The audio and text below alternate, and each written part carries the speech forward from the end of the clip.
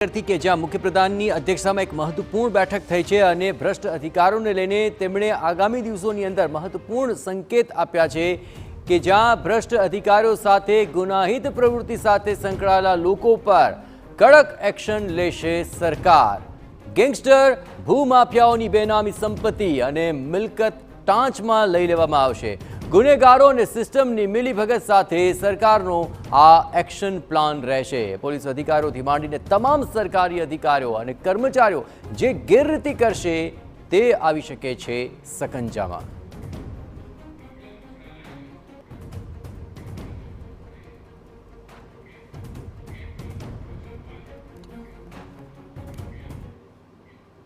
અનાજ મામલે વધુ વિગતે વાત કરવા માટે ગાંધીનગરથી જોડાઈ રહ્યા છે ટીવી9 સંવાદદાતા કિંજલ। મહત્વપૂર્ણ આ અપડેટ છે અને તેને લઈને જો વાત કરવામાં આવે ભ્રષ્ટ અધિકારીઓ સામે આ સકંજો કસવા માટે આ બેઠકના મુખ્ય મુદ્દા શું રહ્યા કિંજલ?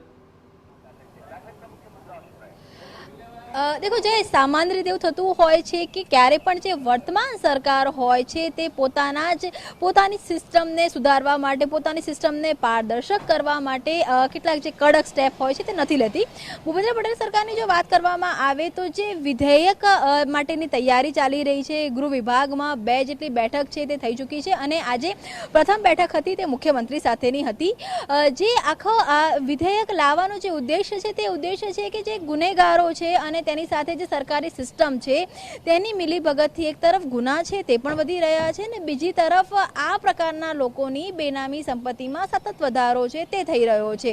તો ક્યાંક ને ક્યાંક ગુનાખોરીને રોકવા માટે પણ અને રાજ્યમાં ભ્રષ્ટાચારની પર લગામ લગાવવા માટેનો મહત્વપૂર્ણ એક જે વિધેયક છે માનવામાં આવી રહ્યું છે કે ઓગસ્ટની અંદર 3 દિવસનું જે સત્ર છે એ સત્રની અંદર જ આ વિધેયક છે તે રજૂ થઈ શકે છે અને એ બિલને લઈને ચિંતન મંથન છે તે થઈ રહ્યું છે કે જ્યાં જે પણ ગુનેગારોની વાત કરવામાં આવે જેને ક્રાઇમ રેકોર્ડ્સ છે તેની સાથે જ ગેંગસ્ટરની વાત કરવામાં આવે ભૂમાફિયાઓની વાત કરવામાં આવે તો આ તમામ લોકોની જે નામી બેનામી સંપત્તિઓ છે તેને ટાંચમાં લેવામાં આવશે। તેની સાથે જ આ તમામ જે ગુનેગારો છે તેની સાથે સંકળાયેલા કોઈ પણ અધિકારીઓ હશે પોલીસના અધિકારીઓ હશે કર્મચારીઓ હશે સરકારી અધિકારી હશે કર્મચારીઓ હશે કે જે પણ જેની સામે પણ આ પ્રકારના વિષયો છે તે આવતા હશે તાત્કાલિક ધોરણે તેમની પર એક્શન લેવામાં આવે।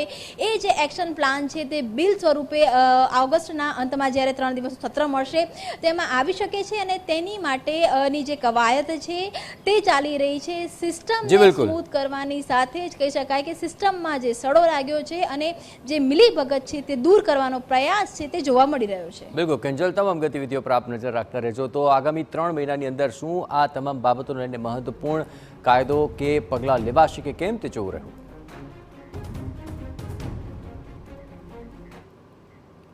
રાજકોટ અગ્નિકાંડ